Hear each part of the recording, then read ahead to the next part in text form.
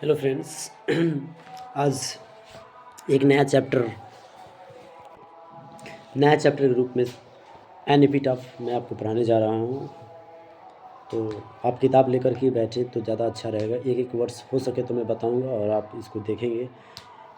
ये आपको यूट्यूब पर भी मिल सकता है, ये वीडियोस, ये चैप्टर्स जो एन एपिटाफ में पढ़ाने जा रहा हूँ। इंस्टाग्राम पर भी मिल सकता है और फेसबुक पर मिल सकता है। चलिए बिना टाइम पास किए हुए कहीं ना चैप्टर्स को स्टार्ट करते हैं।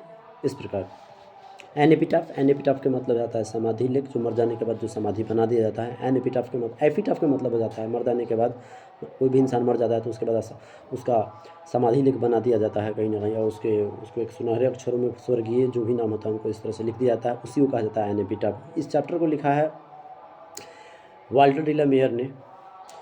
तो चलिए इसका इंट्रोडक्शन जानते हैं। वाल्टर डी ला मेयर का जन्म हुआ था 1873 में, 1956 में मर गए थे। वॉज बर्न इन विलेज, उनका गांव में जन्म हुआ था।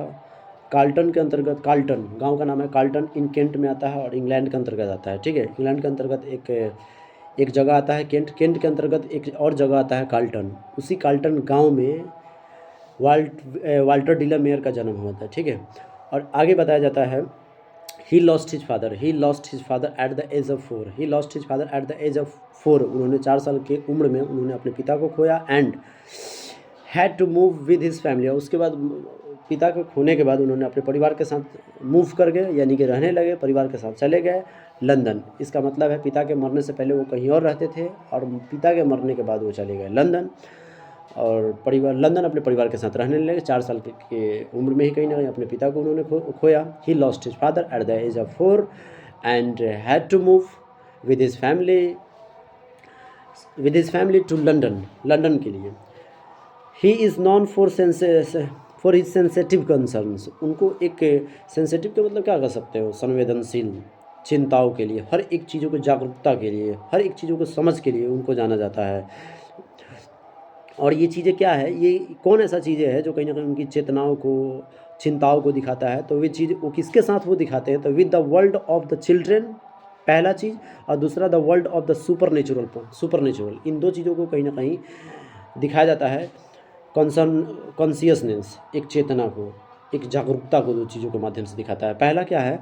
पहला है world of the children and world of the super natural, दो चीज़ें। ठीक, his songs for the children and peacock पाए, दो चीज़।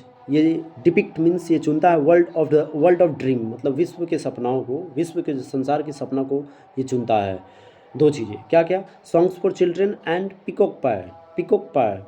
डिपिक्ट मीन्स ये बताता है, दिखाता है, चुनता है। वर्ल्ड ऑफ ड्रीम मतलब विश्व की सपना को, संसार की सपना को, क्या संसार की हकीकत है, क्या संसार की वास्तविकता है, इन चीज़ों को बताता है। दो चीज़।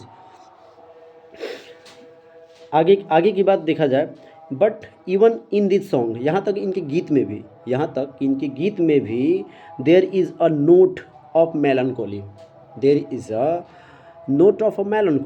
यहाँ तक इनके गीत में, इवन इन दिस सॉन्ग, यहाँ तक कि इनके गीत में भी देयर इज़ अ नोट, एक नोट पाया जाता है, नोटिस करने वाला एक बात पाया जाता है ऑफ मेलनकोली मीन्स क्या होता है, उदासीपन। मेलनकोली के मतलब आप कह सकते हैं, मेलनकोली के मतलब आप ये कह सकते हैं उदासीपन। इनके गीतों में भी एक उदासीपन दिखाई देता है, एक जागरूकता दिखाई देता है, एक समझ दिखाई देता है, एक काम को लेकर कहीं ना कहीं एक क्या कहा जा सकता है, कॉन्शियसनेस कहा जा सकता है, ये दिखाई देता है उनके गीत में भी। आगे अगर बात करेंगे, the poet makes us aware, कवि हमें जागरूक करते हैं।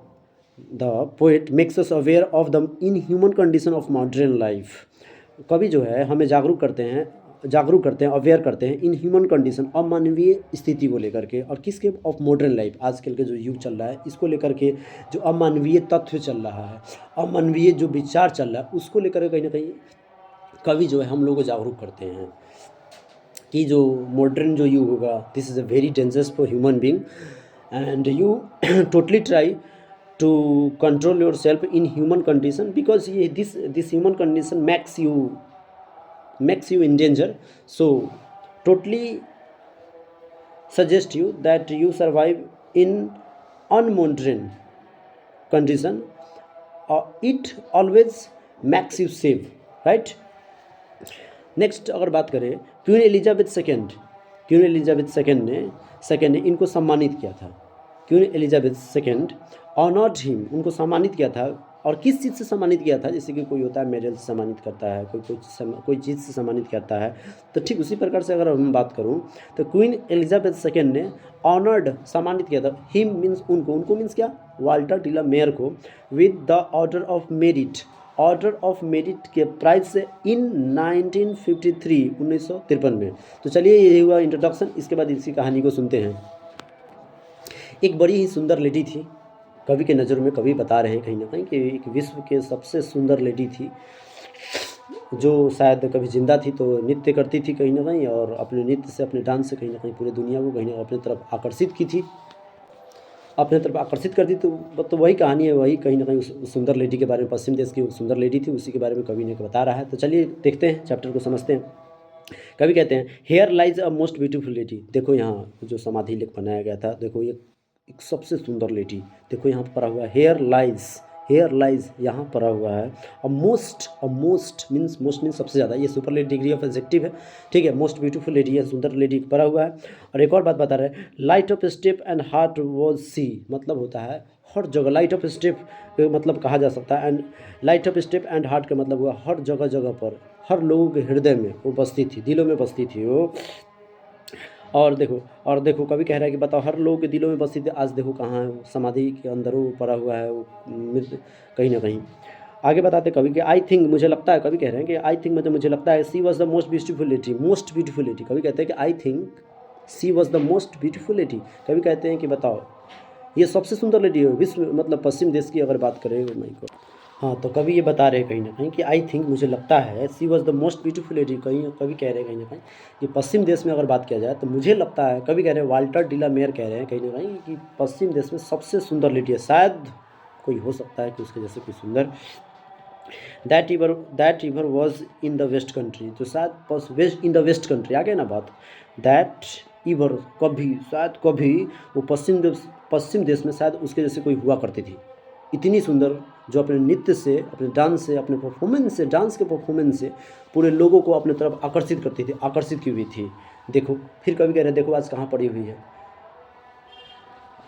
और आगे लिखा है, कवि ये भी बता रहे हैं कि ब्यूटी वैनिसेस, सुंदरता खत्म हो जाता है। और पता है एक और बात बताता हूँ, सॉरी, और की एक हैसियत थी कि लोगों को अपने तरफ अट्रैक्टिव करने का वजह क्या था, वो किस प्रकार से अट्रैक्टिव की थी, अपने सुंदरता की वजह से, सुंदरता से। तो ठीक इसी बात पर कवि कह रहे हैं बट ब्यूटी वैनिसेस, सुंदरता समाप्त हो जाता है सर। सुंदरता, आप सुंदरता से अगर किसी को आकर्षित करते हैं तो सुंदरता, ब्यूटी वैनिसेस, सुंदरता समाप्त हो जाता है, एंड ब्यूटी पासिस, और ब्यूटी गुजर जाता है। आप इसकी कहीं ना कहीं गुमान ना करें, कहीं ना कहीं सुंदरता की गुमान ना करें कहीं ना कहीं। और आप सुंदरता को लेकर कहीं ना कहीं आप अपने दिलो दिमाग में एक रख रहे हैं कहीं ना कहीं कि आप, तो ये कहीं ना कहीं आपका भ्रम है, क्योंकि कि beauty is only in your character, सुंदरता कहीं ना कहीं आपके चरित्र में है। एक महान लोगों ने ये बात बताया गया है, और आप सुंदरता को लेकर कहीं ना कहीं आप अपने आप को समझते हैं कहीं ना, दिस इज़ वेरी बैड। आगे बताया जा रहा है कि however means rare it be, शायद मुश्किल से वो मतलब उसके जैसे सुंदर हुआ करता। कभी हर तरीके से कोशिश कर रहा है उसको लोगों को बताने की कि हाउएवर रेयर इट बी, शायद उसके जैसे मुश्किल से पश्चिम देश में कोई सुंदर हुआ करती होगी। एंड कभी ये भी कह रहा है कि व्हेन आई क्रम्बल, जब मैं मर जाऊंगा, हु विल रिमेंबर, कौन इसे याद करेगा मेरे मरने के बाद, जब मैं मर जाऊँ तो उसे कौन याद करेगा। मैं आज हूँ तो मैं उसे याद करता हूँ, अगर मैं मर जाऊँ तो उसे कौन याद करेगा। कहने का क्या मतलब होगा, this lady of the west country, पश्चिम देश की ये सुंदर लेडी को, और मेरे मरने के बाद उसे कौन याद करेगा।